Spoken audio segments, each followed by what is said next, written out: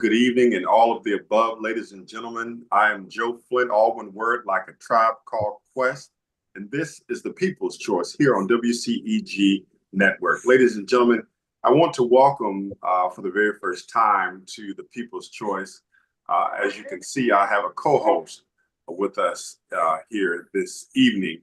And unfortunately, he wouldn't take a nap, so he's going to join us as we interview with some distinguished gentlemen to tell us more about the events and about the things they have going on with themselves. And so again, I want to welcome you to WCEG, the Worldwide Community Empowerment Group, here on the People's Choice. And I, again, am your host, Joe Flint.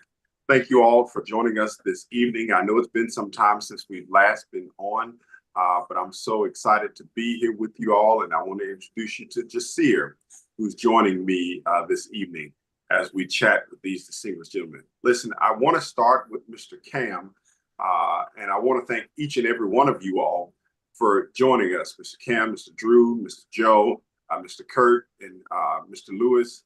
Thank you all so much for joining us here on the People's Choice.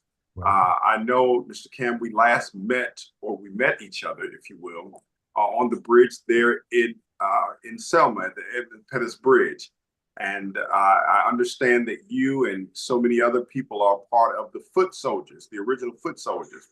And so I want to take this opportunity to allow you to introduce yourself and tell us more about your organization and what you have done as an original foot soldier.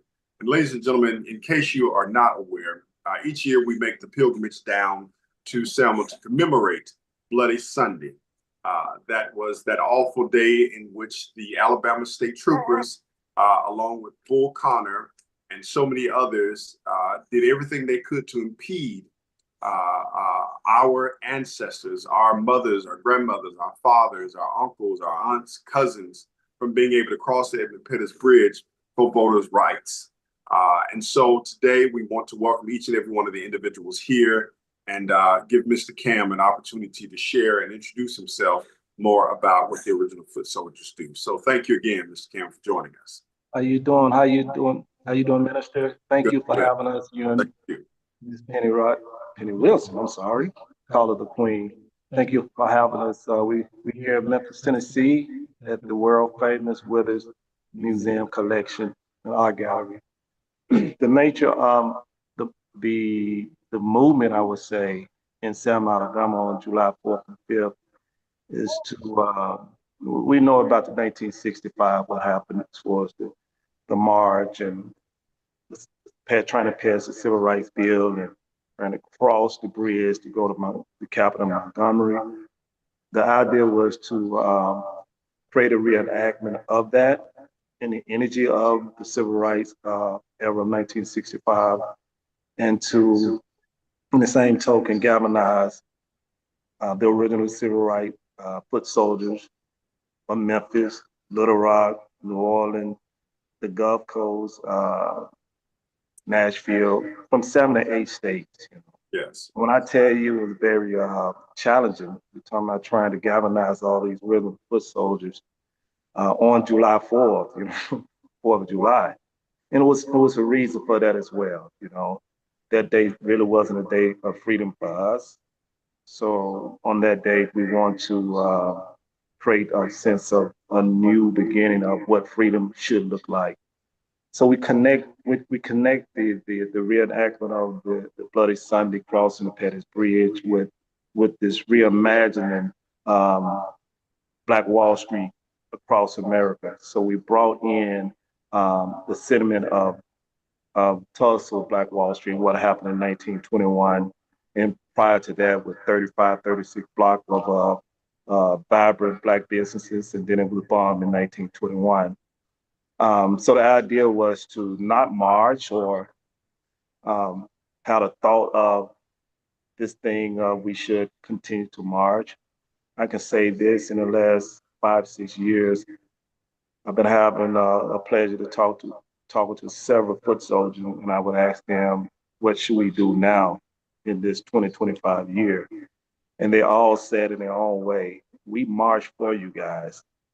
Not about marching, it's about economic development It's about redistributing the economic sources that Martin Luther King died for. So that's when I included the idea of not rebooting Black Wall Street in Tulsa, rebooting Black Wall Street across America.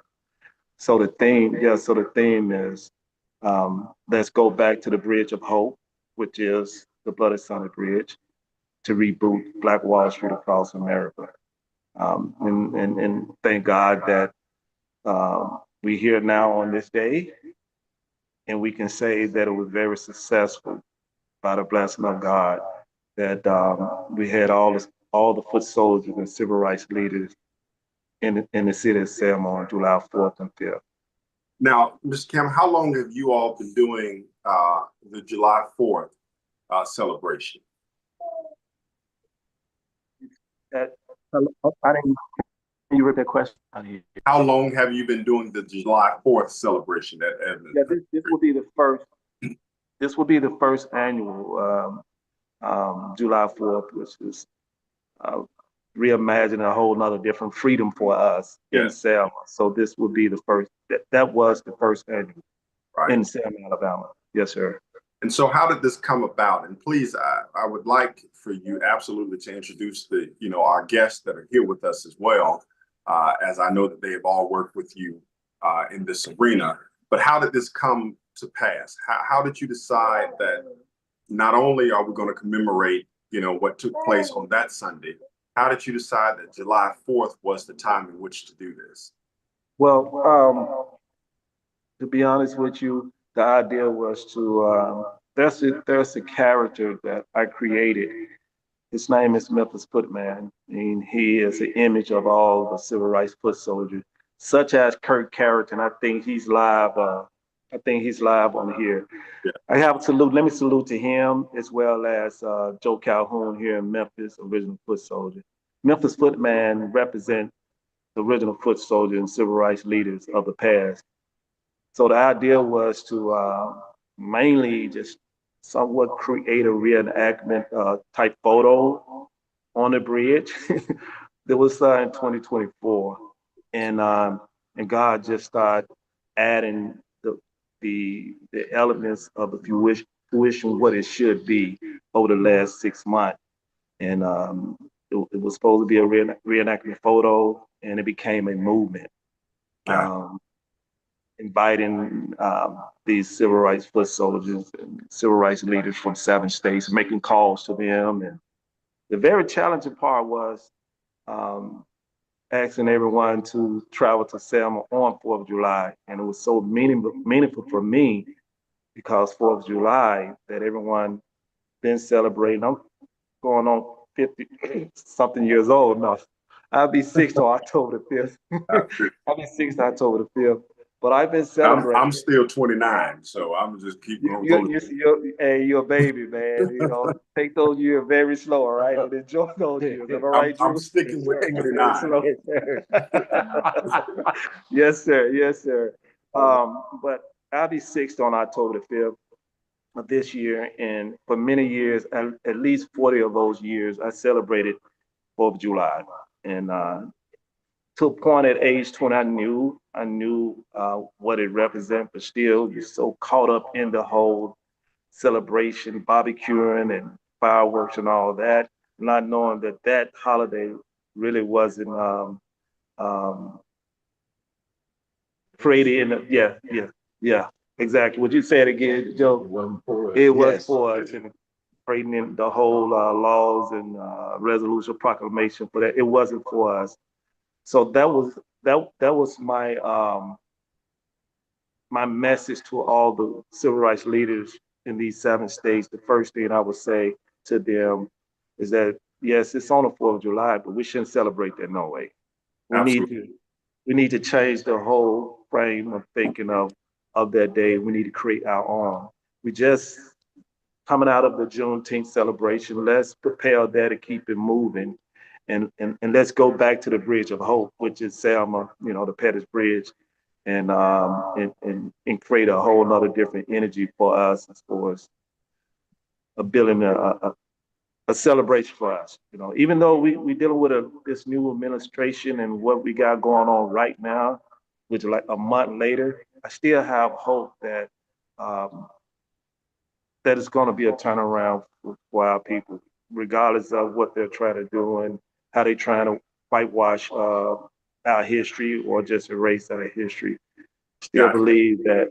Go ahead. I'm sorry. No. I was saying I understand. But while I have you on the pause, I want to welcome Mr. Joe Calhoun, Mr. Lewis Moore, Mr. Kirk Carrington, and Drew McCraven. I want to welcome you guys as well to the People's Choice. And Joe and Lewis and Kirk, I want you all, and I'll start with Mr. Carrington. I want you all to give me your perspective and what it is that you know and what is it being a foot soldier.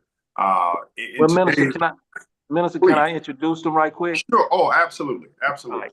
So let me do it the way Drew would do it during the award show. Ladies and gentlemen, on my left, your right, we have the host of the annual Stone Award, Stones in Selma, Mtenzi Award, Mr. Drew McCraven III, right here. What's up, Drew? Hey. How you doing, sir? And ladies and gentlemen, we have the original foot soldier in Selma, Alabama. He was a teen invader. Across from me, ladies and gentlemen, we have the legendary Joe Calhoun, which is an honoree of Stones in Selma. And on his left side, baby, your right side, ladies and gentlemen, we have the Stones in Selma honoree right here, Sergeant Lewis Moore. I called him a triple threat of hero, great humanitarian in Memphis. And ladies and gentlemen, let's give a round of applause. Can we stand? One round of applause. Can we? Ladies and gentlemen, I would like to introduce to you only one original foot soldier. No, only one, Selma, Alabama, 1965, original civil rights leader. Only one that's before you guys right now. Ladies and gentlemen, I present to you. No, you said Drew. Give it to Drew Wade. Kirk Carrington. Ladies and gentlemen, one of the original foot soldiers from Bloody Sunday. Ladies and gentlemen, put your hands together and give it up for Brother Kirk Carrington, ladies and gentlemen. Mr. Carrington. Gentlemen, thank you so very much for joining us. Let me start with you, Mr. Carrington. Let me ask, how old were you on that day? On the Bloody Sunday? Yes, sir. I was 14 years old. 14 years of age. Yes. And of course, 14-year-olds now have the only thing that's on their mind is playing, whatever is on their Xbox and whatever is on their cell phones. And, of course, there's some, in sports and things of that nature. But the truth of the matter, at 14 years old, not any 14-year-old I know today or even 10 years ago, even 20 years ago, had any concern about what their life is going to be like beyond the age of 14. Not one of them could tell you that they wanted to be a part of a movement. And so at 14, what was in you, what was on you that you said to yourself, let me be a part of what's about to happen on this day? Well, a lot of people, I tell people, I had two older brothers. My older brother, he was 17 during that time. And then I had one that was 15. And so they were my inspiration because, I was kind of following them. Yes. And looking at where we came from the projects. My father had 9 kids. And we watched how our people that we looked up to, people we loved, were being treated as human beings. So it was disturbing in a lot of ways. And the thing about the movement wasn't so much about the bridge. It was about the equality of people. Yes. We were fighting for our parents, our teachers, our people we looked up to, people we admired, and people we cared about. Did you understand? Did you really understand the magnitude of what was happening? Yeah, we understood the magnitude of it because of the fact that what we were fighting for. Yeah. So, you know, we knew that they could not do it because of what the repercussion would be to them. So we took the fight, and we took it in a manner in which we were going to do it regardless of the cost. So when we started marching, we actually started marching in 63.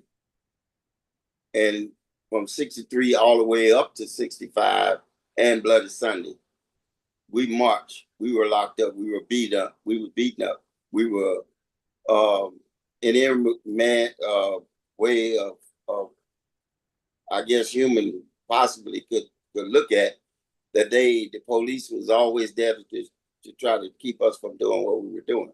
Do you feel that? So I had a mentor whom I think the world of, who is going on to be with the Lord right now. Mm-hmm. His name was Reverend Albert E. Love. And I don't know if you're familiar with him, but Reverend Love would be in charge of the pilgrimage that we would take to come down to Selma. And yeah. Reverend Love mentioned, I'll never forget, I was hosting a voter registration education forum and you know, registering people to vote. And he made the statement that there was a gap, if you will, between when the right to vote was given and the generation to follow. He said that what happened was, and I'm paraphrasing, is that we forgot to really share. And he was talking about his generation. He said we forgot to really share the importance of what we went through in order to get this, which is why we experience so much voter apathy now, which is why so many young people don't care about it now. Do you feel, maybe not you, maybe not your household, but do you feel that there's a gap in understanding why Bloody Sunday and all the other marches before and after was so important for us to continue in the vein that we're in now? Oh, well, that's a true statement, because what he's saying was, once we finished in 65, yeah, and the Voting Rights Act was passed, yeah, we went back to what we call a normal life. Yeah.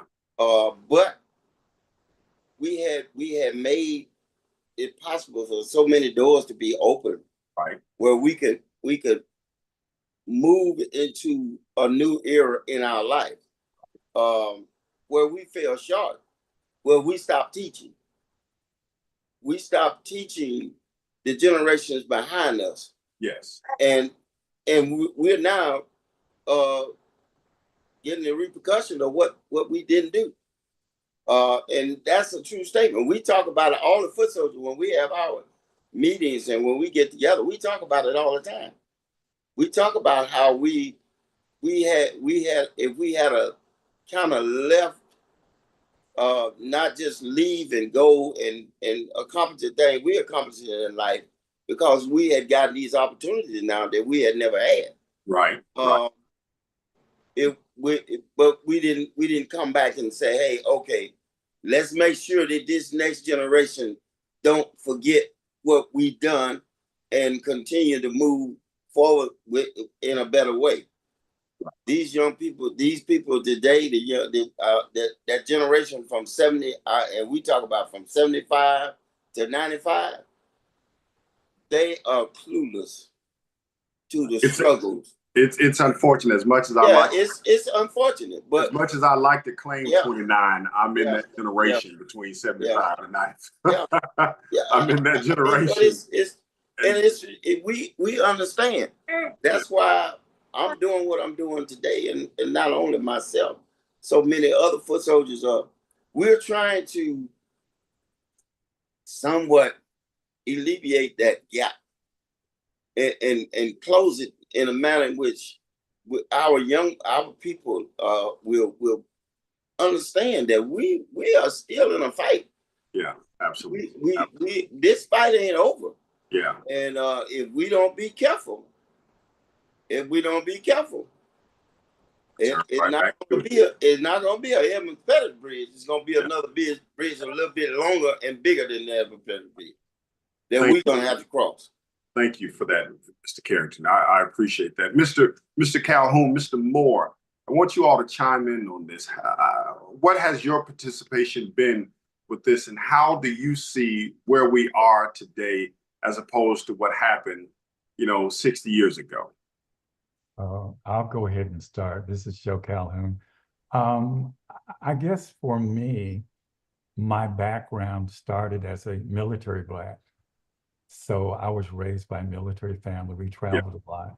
Yes. And at 17, I ended up in Memphis, Tennessee, and was very put off by some of the things that I saw at that time, having to go to the balcony to see the same movie that people could sit at downstairs. If you're Black, you had to go upstairs to the movie, sit on the back of the bus, and all those sorts of things were still, it's toward the end of it, but they were about to have the sanitation strike was about to start. And James Lawson, Reverend James Lawson, convinced Martin Luther King to come to Memphis. They were actually working on the Poor People's Campaign at the same time. Correct. He convinced them that the poorest people of all are working people that are still on public assistance, and they're working more than 40 hours a week.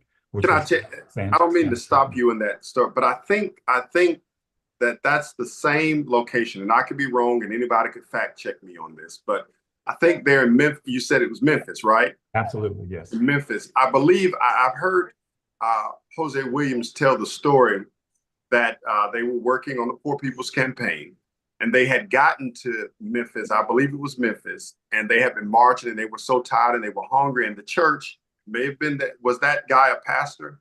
Yeah, Reverend James Lawson. Yes. So and it's not funny, but he tells a story that they had gotten there and they were so tired and so hungry that that they had already told them that they got the plates for Dr. King and all the people there for them, but that Dr. King said to Jose and all the rest of them, wait, there are other people here who are hungrier than us, who have been going us. And Jose Williams tells a story. He said, all I could smell was that chicken. And I'm like, these people can't be hungrier than me, who's been sitting here. But I always think about that story. And I'm wondering, was that the same area, same location? Absolutely. Yeah. And so they put out a call for high school students, yes, and college students to come down and join the ranks of the marchers. So right. I answered the call, and actually, instead of going home every day, I stayed in Claiborne Temple in the attic. And so during that time, I started making the I'm a Man signs in the basement, and then would be a marshal for the marches in the daytime. Nice. And so ultimately, I joined a group called the Memphis Invaders, which was the first group of invaders was akin to the Black Panther Party. The second group was akin to Student Nonviolent Coordinating Committee, led by Stokely Carmichael, and it was nonviolent. So it aligned itself with Martin Luther King and the nonviolent protests. So I joined that, and so I've been pretty much in the arena of protesting and marching ever since 1968. I still have been very, very active. Currently, I operate a museum, the Withers Museum and Collection in Memphis on Beale Street. And we have a lot of the photographs that were taken by Ernest Withers during the sanitation strike, and also the photographs that were taken during the heyday of Stax Recording Company, the Negro League baseball players and all. So I get a chance to work with a lot of youth, trying to educate, to help to bridge that gap of generational absence, and when it comes to their knowledge of what happened in the 60s and 70s. So it's the target audience that I have specifically is youth these days, because a lot of the parents did not educate them and tell them the stories of what they had been through and witnessed as a child. Do you find it hard to help them to relate? I do, but I find that a lot of them have a totally different energy, right? Because they have seen things and have the access to the internet so that they can research and have the background to make comments and understand what happened. So they're very, very intelligent group of people. And the biggest thing, they want to be heard. Instead of talk to, they want to let them talk. And that's what I keep finding, is they have such a vast understanding, even more sometimes than we understand, and we give them credit for, and we oftentimes try to talk to them or at them, and they really have a lot of voice that they want to be heard. Thank you. Thank you. Mr. Moore, thank you for joining us. Please share with us your insight and how you became engaged and involved. Well, originally, I'm from Mississippi. And, What part? Close to Meridian, Mississippi. That's close to where the civil rights leader was killed in Philadelphia, Mississippi. Very familiar. From that location. Yes. Really, growing up, I understood the magnitude of events within our society that was published or was influenced by action of other people. However, I joined the military just about as soon as I got out of high school. So during that period, I was sort of sheltered from a lot of things, but yet and still I experienced a lot of things. But once I came back to Memphis and got connected with Cam and the Withers and my brother over here, that they enlightened me more. I knew the history of things, but to actually be part of the reenactment process really opened my arena of thought process a little wider. I have a love for our young adults. Me being the director for South Africa 2025 is trying to take 25 young adults in December 22nd through the 30th to South Africa. Yes. To have them to share the opportunity or history from an original point of embarkment to the United States. And one thing I learned that, like Kirk was saying, if we don't educate our young folks in the struggle and dysfunctional of a society that we had to deal with, then we're going to lose our young folks, which we have lost, but we need to try to come back together and bridge the fight. I have a young daughter who I try to take to the Civil Rights Museum every year. She's 9, so I started taking her, which I'm going to take her every year for her to have that knowledge and understanding. But one thing with the young folks that we're taking to South Africa, they will have the opportunity to not only be enlightened of life, but will be enlightened of their history, so they'll be able to make those decisions they need to make. And also experience the culture difficult uphill battle they got to face in society. And we as a group of young, we're not. Thank you for saying young. Yeah. Listen, young. you're only as old as you feel. But we have that fight. Yes. And here with Cam and everybody, we have a fight, and we got a responsibility to bring up our young folks alongside us to understand and not to derail their mind and our thought process of dysfunction or hate to anything like that, but have a broader understanding of your past or your history, so you make those decisions that be better off for the future, not just for you, but also for people overall. Let me add this too. You know what we do with these young people down, and it makes it easier to get to them and approach them, is we tell them the best way to know where you going is to know where you been. Mm-hmm. We had a foot soldier that come in, and that was one of the main things he talked about was, how you gonna know where you're going if you don't know where you've been? Mm-hmm. You don't know what has transpired before you. In order for you to get to where you need to go now, you need to know what happened before you to get you to where you are today. Right. You know, because that's the most important thing our young people don't understand is what has transpired before them to get them to where they are today. And for them to have the privileges that they have, you know, it's just like when you pray for your children. you praying that they don't have to go through the things that you went through. Correct. And this is what we have to relate to our younger generations, is that we are the ones before you.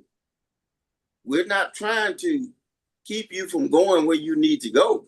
We just want you to know how you got to where you are now, so you won't make the same mistakes that has been made. And not only just people that look like us, but people that look like them. Because I deal with a lot of the ones that don't look like us. And I see a lot of them year after year. And you would be amazed at how they respond once you get them to see and understand. So to that gravity of what has happened before then. To that point, Mr. Carrington, you mentioned something that's I think so important for the individuals who don't look like us, for the other nationalities and races who did not specifically endure the perils that we did, as a race. Yeah.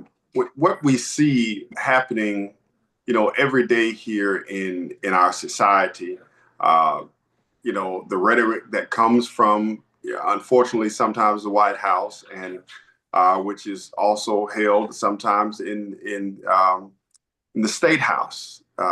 We hear such rhetoric, and we see that there is a big push, if you will, for removing some of the history of us from the Smithsonian and from other places, i.e. some military bases that were named after some of the leaders have been, reverted back to the previous names. How do we get young people to understand that this is critical?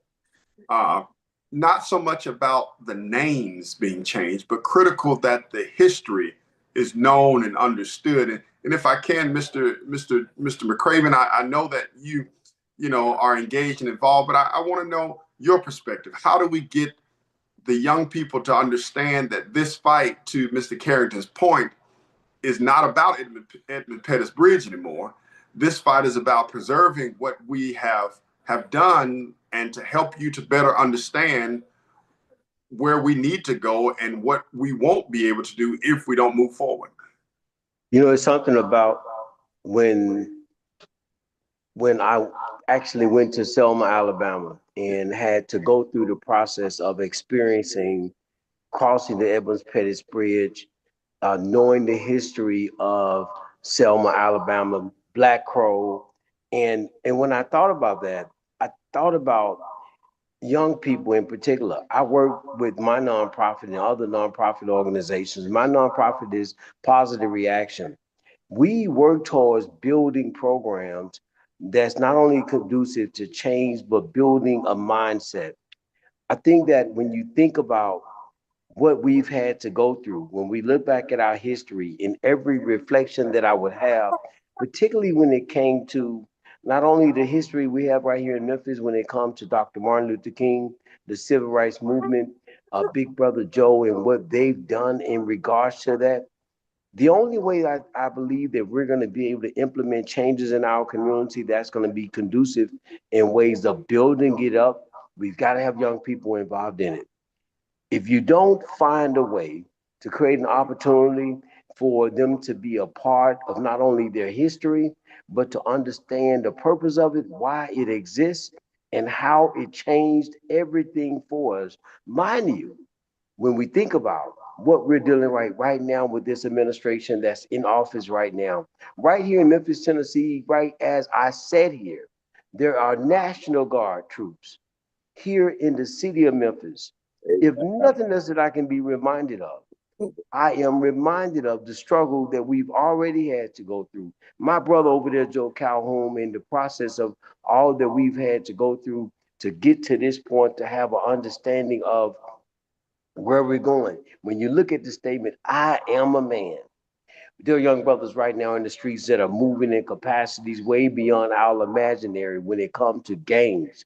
If we can find a way to revert and convert the mindset in a way to where it's not only do we implement changes in that structure, but we show them a structure that's going to be more conducive to moving forward in life, looking at ways and means of being a better young brother, and not only that, preparing themselves for a future, and we have to do it because if we don't find ways and means of being able to impact and create a way of saying, listen, brother, this is what's happening to your life, and the same thing that's happening to your life, basically one draws the other one in. And you know what happens? Now you've got a disease that's flowing through the community that's spreading. So we have to find ways, that's one of the reasons why I am so thankful to be a part of Mon and I Mustard Seed, what Stanley and the family do on a regular basis with the museum here in Memphis. And when you look at the structure of it and all the information, I'm reminded of Cam talking about a tour that came through, and there were so many young people on a bus. Do you think that if we could continue to introduce that history to these young people in a way that's going to show them that because of your ancestors, because of different legacies that have been established for years and years and years. I had no idea when I was in Selma, Alabama, that even the churches that were specifically for Black people, they couldn't go through the front door. So when you start thinking about the civil rights movement and you look at the history of the civil rights and how there were Black founders and white founders, the Jim Crow down in Selma, Alabama was something that it went on up until the 70s. Yeah. So when you think about the history of it, you got to look at the structure of how do we change, touch the lives of the youth in our community in a way that to show them that there were ancestors, there were people that marched, just as Mr. Brother Kirk marched on the Edmund Pettus Bridge.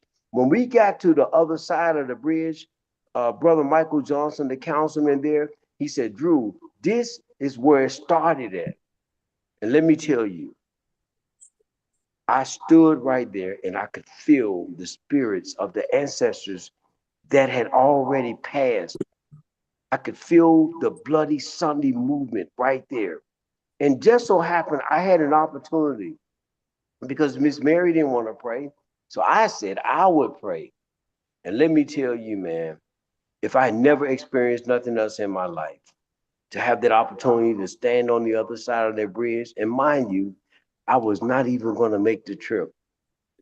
But man, let me tell you, because of Brother Joe Calhoun and Stanley Campbell, it's almost like God used them as tools. I call them seed planters. Okay.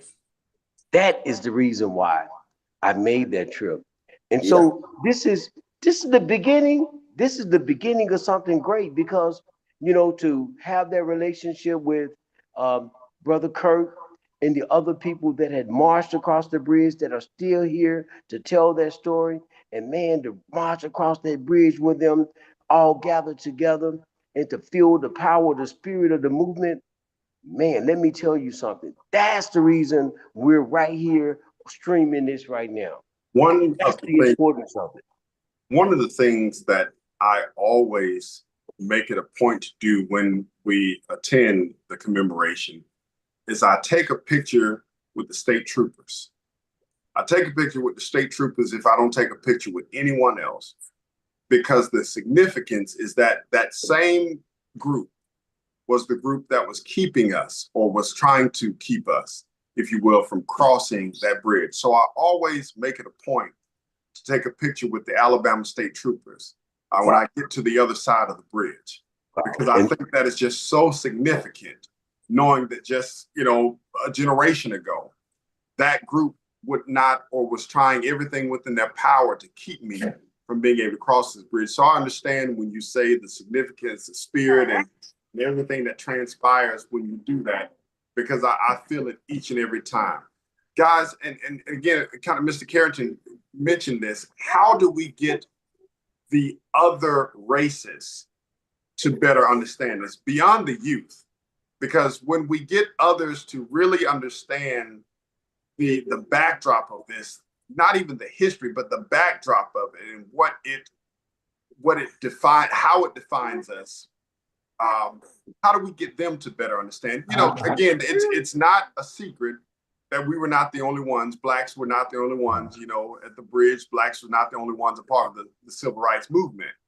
But the vast majority of those marching were African American. Right. So how do we get the other, whatever other race, whatever other nationality, how do we get them to understand that how this affects us will eventually affect them? I would say that if you look at what's going on right now, and if you look at the protesters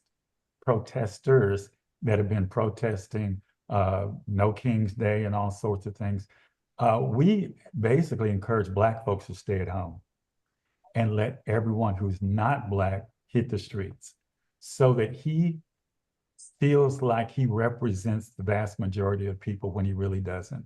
The mass majority of the people have been hurt over the last few months by the policies, whether it's the number of people that have been unemployed, especially government workers, the number of people who are losing their benefits, veterans who are losing their benefits, the nonprofits are losing their funding.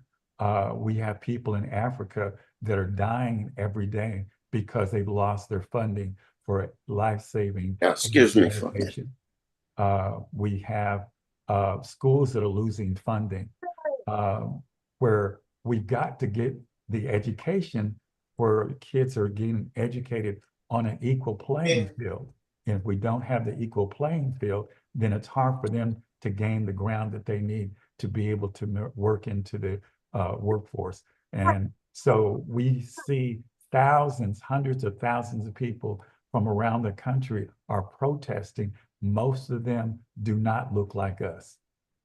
And it's by design that we want them to be out there so he sees that he's impacting a lot of people who do not look like us. Black and brown people need to stay at home and let everybody else be out there on the front line protesting. But it's important that we see more and more people who, some of them have voted for him and realize that they've made the mistake because what they got was not what they thought they were going to get. And for people who were aware of Project 2025, he went straight down. That was his blueprint, was Project 2025. And it took away funding. It took away resources that we need. Today, I was involved in a press conference about the troopers coming to Memphis. And the biggest thing, if they really wanted to know what we need from them, we need resources. We need resources for schools. We need resources for the nonprofits that are on the trenches doing the work. We need resources for more police officers so we can do what we need, or they can do what they need to do. We need resources for more police vehicles. We need resources to staff the jail system. We need resources. We don't really need the National Guard. We need the money that they're paying to bring these National Guard here. That money could go to funding all these resources that we need. School system needs funding. We need a new trauma center. We need new jail. You know, the list goes on, but a lot of it, we're not getting our share of state and federal money that we pay taxes up to the federal government for. We're not getting our fair share here in Shelby County. And that's a big problem. So I saw something the other day. It was a picture, and I have fought back and forth about sharing it to my social media. Sometimes I have to be very mindful in that I'm in ministry and I don't want people to think, you know, in a way. But there's a picture of a gentleman in a hospital bed, and he has on a MAGA hat. And the doctor is standing there telling him, he says, "You're going to receive a big, beautiful bill." Okay. You know, letting him know that, hey, your Medicaid, or which is, and forgive me, I think it's the Medicare, or basically either one. He was saying that, you know, that's not going to be able to pay for this anymore. And that's a very true statement. Yeah, and that's why so many people in what used to be the middle class have been disenfranchised because Right. over 300,000 Black women who were government employees have been displaced Yeah. in the last 6 months. Wow. Those oftentimes were the head of the household, Right. Right. and they've been displaced, which was part of the middle class. Government employees were a safe place for people to work because you just show up every day and you get a check, as opposed to a lot of people go through review process and all of that. So those were the safe jobs that people took on. And so now you go to the other side, a lot of the jobs that he called the Black jobs that immigrants were doing are disappearing. So now we got nobody to, farm the land, nobody to harvest the crops, nobody to do the construction work, nobody to do the lawn maintenance. And so they're having to rethink some of these immigration policies because there's nobody to do those work that are formerly done by a lot of the immigrants that were here. And they actually pay taxes. Yes, they do. And so we're losing more of the tax base, especially in places like Memphis, where we have a large Hispanic community. A lot of that tax base is disappearing, but people are afraid to go to work. They're afraid to go to church. They're afraid to step outside the house. They go to the immigration office to get their paperwork straight and all that, and they come out and get arrested or get arrested going in. And they're trying to do the right thing. I have been working now for the Veterans Administration system for 2 weeks. And the week prior, I think I had an appointment there, maybe 2 weeks prior. And I overheard some individuals talking about ICE came through the VA and took and arrested, several people that were not only workers, but some that were being serviced there at the VA. And I was just floored with that being the case. And I'm amazed at some of the policies and things that have been passed and have gone over. But here's the thing that I stress to people, whereas there's so much focus on President Trump, and guys, forgive me, the baby in the background. So much focus has been on the president.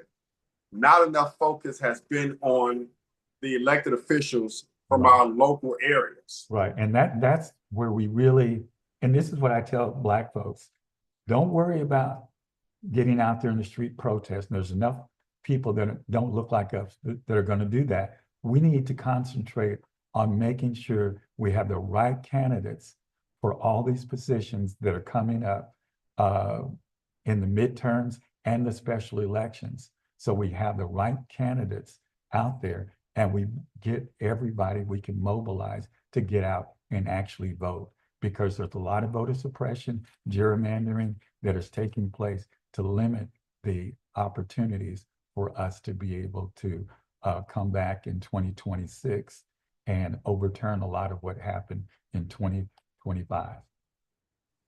Do you feel that there's enough steam? And of course, this question is open for anyone. Do you feel that there's enough steam, enough fuel for the 2026 midterm elections to change the backdrop? For me, I would say yes. If you just pay attention, a lot of the Republicans have stopped having town hall meetings because they're getting booed out of the meeting because people are upset. So it's not just any one group of people that's upset. It's people overall throughout the country are upset with the things that have happened, money being taken. Nothing has gone down in price because of the policies, the tariffs, and the big, beautiful bill that they had. Everybody's paying more to live. And that's unfortunate. In the richest country in the world, we have over 30% poverty rate throughout the country. It's what's supposed to be the richest country in the world. Mr. Carrington, I want to ask you, after Bloody Sunday, and I'm kind of backtracking here, guys, and just stay with me if you will. What was the mood of the people, the crowd? What was the city like? What was your life like beyond the original Bloody Sunday? And let me ask this. As far as after after the Voting Rights Act had been signed, or Correct. after I'm asking this question in reference to how we see what has happened, right? So we've had all of this change to take place with the current administration, and we're seeing again. I think Mr. Calhoun was talking the tariffs. We're seeing nothing has really changed for the better. And so, what would you say happened then that you're not seeing happen now? First of all, we would always hear from our elders that in order to get other people's house straight, you got to fix your own. Yeah. So we first got to fix our own house, and the only way we're going to fix that and what had happened in Selma after the movement, they didn't start the integration and all of that didn't come about until 70, 71, 72. The movement was in 65. Yeah. So it took that many years, for the integration to start to show itself.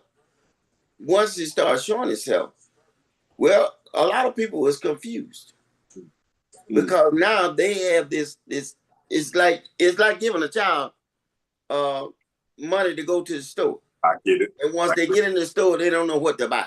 Right. They just walking around in the store. They don't know what to buy. Well, that's what happened with the movement after the movement was over with.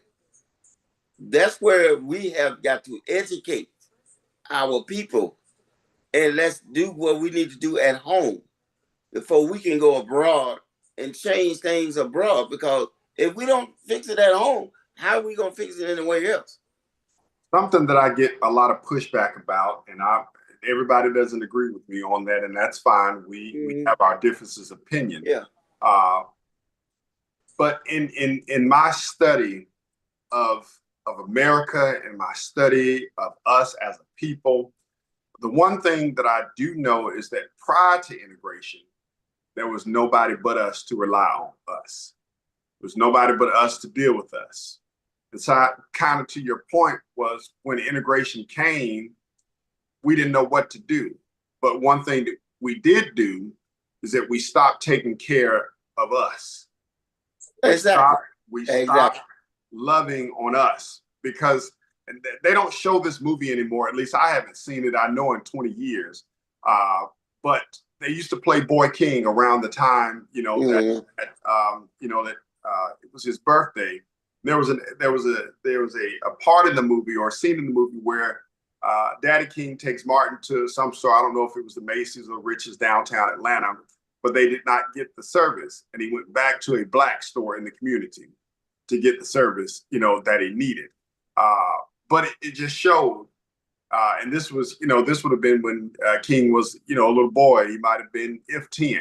I don't know if he was that old, but the point that I'm getting at is that we had everything that we needed in our communities. And we learned to get along with each other regardless of what was taking place. Maybe not every day, but for the most part. But when integration came about, going back to my previous statement, not only did we kind of lose sight of educating our children, but then we lost sight of taking care of ourselves. So in Memphis, you know why that happened? You know why that happened? Please. Because we became consumers. Yeah. Oh, yeah. We started to be consumers. Right. And the reason why we became consumers is because all this new stuff we didn't know about. Like you said, giving a kid $100. Give a kid $100. Yeah. They send him to the store, and he's walking around there. Oh, it's so much I can get. Well, we start consuming, so we don't know how to stop consuming. Right. That's where we hurt ourselves, because we don't know how to stop consuming. Now that we have consumed, we don't realize we got enough. Right. Not only do we have enough, but we have buying power to make a difference. And we can make a difference by using that buying power in the Black community. Yeah, but see, that's the thing. It goes out of the Black community. We'll take our dollars everywhere else but in our own community. Exactly. And that's the difference in then and now. Then we would use our dollars in our own community. Yeah. We would help one another do what we need to do. If you needed a door or a window or something at your house, well, here we come, hammer, nails, glass, and everything we needed to help you get your door or your window or we gonna fix your problem. See, we start fixing our problems and we start letting them fix it, try to fix it for us. Well, they can't fix our problems because they don't know what our problems are. Exactly. We got so many now. Therein lies a double-edged sword for us. Exactly. So what we gotta do is back it up. Yeah.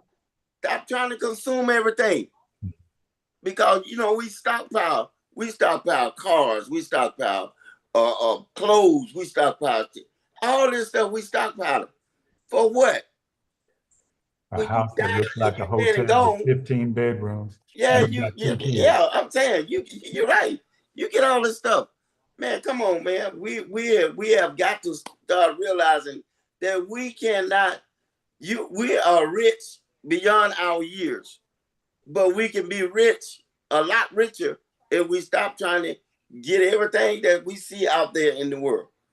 So, John, I live in Atlanta, and I live, kind of in the Buckhead community, which is where Lennox and stuff of that nature is, and not because I got any money. I'm just broke as the next person. But I just so happen to find it on a good deal, and everything is a good thing. But the point that I'm about to get at is that I watch every day. Not every day, but when I have the opportunity to get out, I'm in walking distance of a grocery store. I'm in walking distance of everything. So I really don't have to drive, which is one of the benefits of living in the city. But I watch every day people who live on the south side of town, who look like us, drive all the way up here to the north side of town to go to Lennox, to go and show themselves looking like they got money, knowing they ain't got no money. And then drive back to the other side. Yeah, and drive back to the other side of town to do it all the time. We are I'm not a shopper. We are our own. Yeah, oh yeah. I see our own worst enemy. Every single day. Yeah. The few times, every now and again I'll go up there, to go in the mall, to eat in the food court or stuff like that. But I just see it every single day. And only because we want to look like it, but we don't have it. We don't have it. Cam, is he still with us? Is he been in the background moving around? Man, look here. I tell y'all, my parents had 9 kids. My dad made $1.25 an hour. 8 of us went to college. 8 of us. That's something. And I listen to people talk about, well, we just don't have the money. You don't have the money because you don't manage the money the way you need to manage it. Yeah. Oh yeah. And that's what we have to start training and teaching our children how to manage money in the manner in which it's gonna take them where it needs to take them, and not that they have to go out there and consume everything they see. We got to start educating our children and not them making the mistakes that we made. I look at how I did with my 3. I had 3 kids. 3 kids. Put them through college.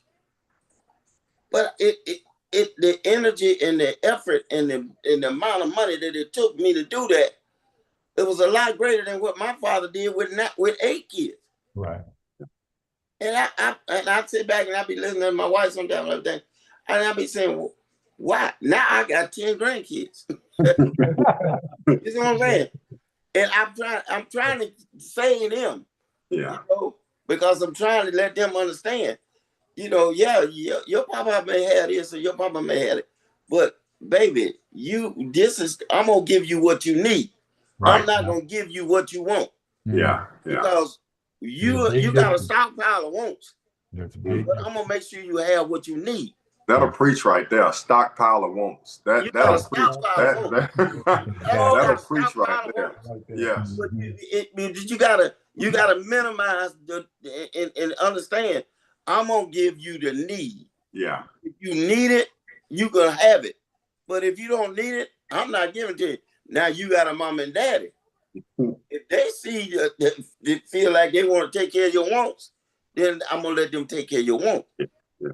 But your grandpapa and your grandmama gonna give you what you need. Okay. And we ain't gonna worry about all them stockpiles of wants you got. Because you're gonna hear that again. Trust me, Mr. Craig. Hey, look here, man. I got 10 of them. We're 10 gonna all grandkids. use that. Yeah. And I promise you, I sit there and listen to them, all of them. They be sitting around with them phones and iPads and all that stuff, and we talking about what they want.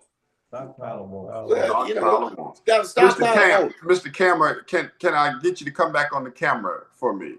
Yes. I'm here. Can I since we have Kirk on, he's still alive. I want to show the shirt that he given me when I left Selma, Alabama. I want him to know that I'm wearing his shirt. Hey, Kirk, can you see the shirt you giving me? Yeah, I see it, man. I saw it when you first walked in. Also, Minister. Hey, and I want y'all to know. I want y'all to know. I got 10 grandkids. I got another adopted stepchild. So What you say? Cam is my official stepchild that I have adopted because he came with his wants. He came with his wants. Did he have a stockpile of them? Oh, he had a stockpile of wants. You know, but I told him when I gave him that shirt and I gave him something else, I told him I'm gonna give you what I think you need. And I'm not gonna give you what you want. I don't have a stockpile. But I gave him one thing. I have a stockpile of wants. But he gonna tell you what he want to. Yeah, I know. He's still telling me what he wants. But see, you know, he don't understand. I'm the kind that I can hear you and don't hear you. You know what I'm saying? There you go. I hear you, but I don't hear you. Well, Cam, let me ask this. So, you know, this was the first annual the first, you know, somebody said you can't have a first annual. This was the first, but will continue being annual, a celebration. What do you look for the next year's pilgrimage to look like, and what is it that you want to happen in the next year and the years to come? I'm glad you asked, Minister. Let's start with next year, 2026. Mm-hmm. I would love to produce the Stones in Selma on the 61st Bloody Sunday Jubilee crossing, which is, I think, is the first weekend in March in 2026. Yeah, it's in March. It is. Hey, Mr. Godfather, hold on, let me get it. Godfather. Yes, sir. Is there a date? Is there a date for the 61st? It's March. Jubilee. Hold on, I can give it to you. So while he's pulling it up, Minister, I would love for the second anniversary to be during that weekend on that Sunday, the last day of the 61st Bridge Crossing Jubilee. And my godfather, Kirk Carrington, he's helping me out, and we're gonna honor, I think maybe 15 original foot soldiers. Am I right, Godfather? That's right. That's the plan that we're working on now, which is and it may be more than that. 5 months from now, right? March, it's only March 6 months from now. March the 5th. March the 5th. March 5th. So what is that Sunday? That'd be that first Thursday in March. So what's that Sunday? March the 8th. So, Minister, we're looking at March the 8th, having the second annual Stones in Selma, honoring civil rights foot soldiers and leaders from 7 states, but most importantly, honoring the original foot soldiers from Selma. And we're looking at maybe honoring 10 to 15 of them. Am I right, Godfather? That's the plan, right? That's the plan.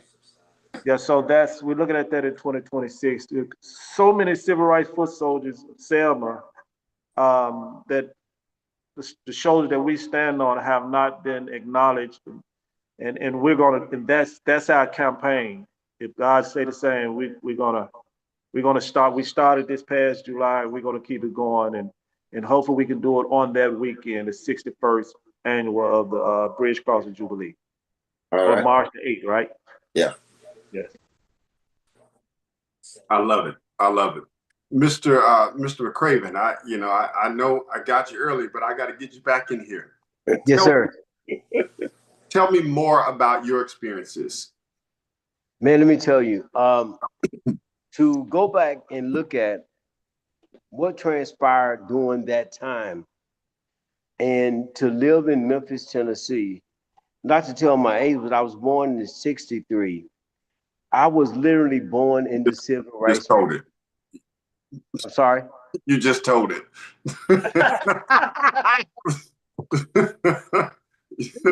If he was born in '63, we know exactly how old he is. Before you continue. And let me tell you, to have the experience, the value of it that I got out of it is how I felt. Because I could feel the compassion of the people that had suffered as we went from one location to the next location. And there was a church with the dome in the inside of it. And I remember when we were outside of it, and they were actually doing work on the church. But we went inside the church, and then Brother Kirk literally took us around the church, and he showed us things in the church, and it was absolutely amazing because to be there, and the first thing that came to my mind was I got to pray in this church before I leave. And I went to the first pew, and I kneeled and I prayed. And in the process of me praying, it's something about Selma, Alabama that makes me want to go back. Even when we were on our way there, as we were riding down this long road, because after we had got off the highways, then there was the byways. The byways was the streets that you could only see trees, and there was land surrounded by land. And in my imagination, I was thinking about how many people that got hung or got killed during the civil rights movement from going up and down that street. Yeah. And it was just something though, because there was an eerie feeling that I felt in that moment. And I said to myself, what were they thinking? The people, our people that suffered in that moment. And to think that during that time that we were limited in a very, very, very, very, very small capacity. We basically didn't amount to anything to them, to whereas they would do whatever they chose to do. And if they would catch us by ourselves, then we would get hung in a tree. And even when the thought of the process of the people that they didn't know that had got hung there. So that was one of the things that kind of went through my spirit. And then to get to the city and to ride around the city and to cross that bridge, to be able to pray on the other side of that bridge. When I left there, I said, I got to go back. I said, not only do I have to go back, I said, I would like to take a group of youth there where they can experience it, because the only way that you're going to be able to prepare your future is to know where you came from. There has been some talk. I don't know if it was in this year, but I heard it in previous years about renaming the Edmund Pettus Bridge the John Lewis Bridge. Are you all familiar with that? Is everybody here familiar with that? Yes. Yes, I am. Any thoughts? Yeah, we went through that. Any thoughts on that? And not to downplay anything that John Lewis has done or did do, but is there anyone else whose name would be more significant on that bridge than John Lewis himself that you can think of? And I'm not trying to start nothing, but I'm just asking, are there others who you think could be memorialized other than John Lewis on that bridge? We know that he would tell the story of Bull Connor and the Edmund Pettus Bridge, but there's no question that there were others there who sacrificed more, than Mr. Lewis. He walked away with his life, but some didn't. So is there anyone else or any other names that you think of who should be memorialized? Cam mentioned Jimmy Lee Jackson. Okay. Oh, And, yes, yes, yes. Yeah, when you think about well, building Jackson. hold it. Let me stop Yeah, you. yeah, Kirk. Let me stop y'all. First of all, you cannot put all the names on that bridge True. that That's true. that would need to be put on there. Yes. The name will change. Second of all, if you change the name, you change the history. You take away the history that's already there. True. That's true. So how can you teach the history if you change the name and say, well, this is the John Lewis Bridge, and people like, well, who, John Lewis, we crossed the John Lewis Bridge? No, we didn't cross the John Lewis Bridge. Good. We crossed the Edmund Pettus Bridge. Yeah. The fight was the Edmund Pettus Bridge across to Montgomery. So you got to now. Would you be okay with like a memorialized something? No. Okay. Okay. No. Yeah. First of all, all, listen. I think your statement there was extremely profound. I mean, it ended that for me. Yeah. But I think that's very good. But it also reminded me of what we're seeing, kind of, going back to this change of military bases and the erasing of, some of the work that has taken place, that's in the Smithsonian museums. I think it's so important for us to understand, and I'm backing up even further, when there was a big push to remove all the Confederate soldier statues and all of these things of that nature. We're seeing the opposite side of that right now. What we recommend,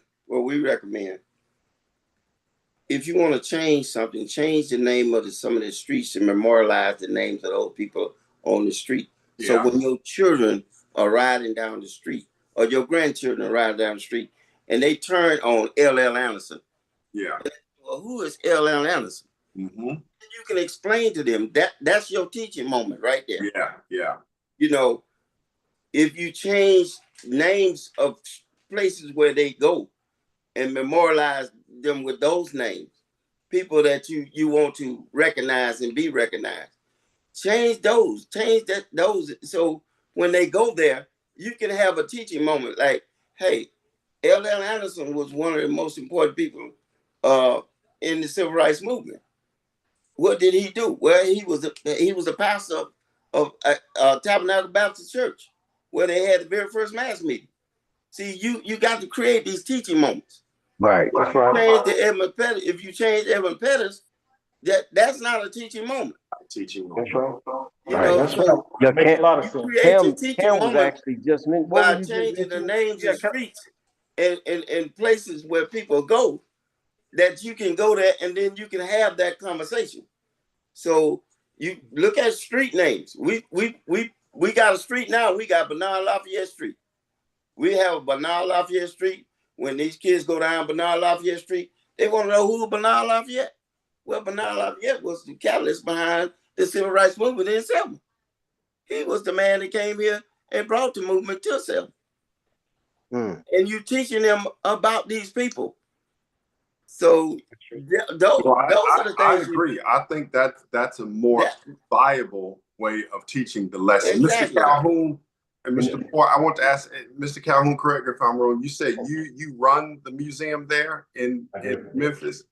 I do. Before you go there, before you go there, Cam wanted to say something. Sure. So can I say something, Minister? Sure. Okay, real quick. I have to agree with my godfather Kirk. Yeah. The lesson is in the history. Mm-hmm. But I do want to ask him if he would allow me to start a celebration of name. This movement of Stones in Selma is based on bridging the bridge of hope, all the bridges of hope throughout the city, throughout the USA. And I have been notating how I want to make that happen as far as putting a stamp on it, connecting all the bridges of hope. So I'm glad you mentioned that, Minister. So I would like to segue in that. So I would say, Kirk, are you still there, Kirk? Yeah, I'm still here. in this movement and connecting all the bridges of hope, whether it be Mississippi Bridge, Pettis Bridge, or the Arkansas Bridge, I would like to name you. Would you allow me to name the first bridge of hope in your name? I would be honored. Allow me. I would be honored. Allow me to name the first bridge of hope in your name. Yeah, I would be honored. So that's. I'm Minister. Are you still there, Minister? Yes, I'm here. The Most High have definitely touched you to ask that question, because I've been pondering on the idea of connecting all the bridge of hope, and wondering how to put a stamp on that. And you provoke that in the idea of like, oh, and Most High said while I was standing next to Jewel, like, oh, that's it, like that's it. So it's in the name anyway, and everything. History is in the name.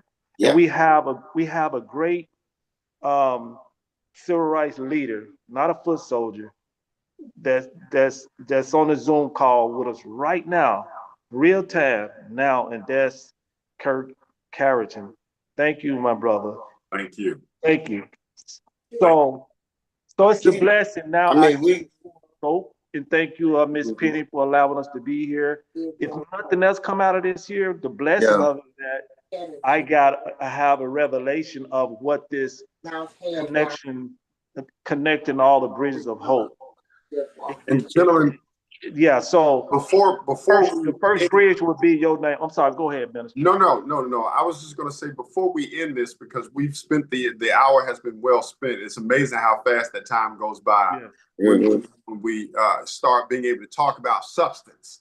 There's a lot you can talk about, a lot of stuff, but it goes by so fast when substance is engaged. But I want to go back real quickly to Mr. Calhoun and Mr. Moore, because I want you to talk about, or I want you to give some information to the museum so that people can know how to come to the museum. People can know where it is and how to contact you all about visiting the museum. I appreciate that opportunity to respond. I'm showing that you're muted on my end, but I don't know if your voice is just getting there. You go. No, he unmuted. I'm muted. Yeah, but I do appreciate you asking that question. The Withers Museum is located on world famous Beale Street, 333 Beale Street, at the corner of Beale and Ida B. Wells. And the reason I appreciate you asking that question is because we, along with the House of Mtenzi and all the museums that we have in the city, we are all struggling with finances because we've had several fires at historic edifices in the city of Memphis. So several of them are closed currently. The House of Mtenzi is closed. Slave Haven is closed. Claiborne Temple is closed. The Old Daisy Theater is closed. All of those, there was a fire at all of those except for the House of Mtenzi. There was a car that ran through the front of it. So specifically, we at the Withers Museum are open every day except for Monday. We're open Tuesday through Sunday, and we try to encourage as many people to bring their children, and we specifically encourage students, schools to bring their students so that we can help to educate them about the past and where they come from so that they understand where we're going, and to keep people from making some of the same mistakes that were made years ago. We don't need to remake those same mistakes. People are people, and it's man's inhumanity to man that keeps rising to the top. And we see it more and more, man's inhumanity to man. And it's some things that happen that are almost unconscionable that they would do them to people. And we need to explore and expose those things that have happened so that we don't do them again. So I appreciate the opportunity. Mr. Moore, any famous last words from you, sir? Sure, I would say name the bridge after me, but that's okay. Hey, bro, you you deserve it. So hey, I want to say this is, you know, I guess I had a not say a protected life, but being in the military, you know, we don't hear a lot of stuff about really about the outside community. And these guys, Drew, Cam, Calhoun, Joe here, they have helped me enlighten my thought process and my mindset. Yeah. But, yeah, I've been in a situation where the Ku Klux Klan marching down the street and had to hide behind the dryer at the laundromat. Because I knew if I was visible in Mississippi, it wouldn't have been pretty. Yeah. So I have experienced that. I have also realized that my period in the military, there are more people that don't look like us, that know more about our history. Oh, yeah. And I tell you, I was blown away about that. But also, going to South Africa was a dream over 20 years ago.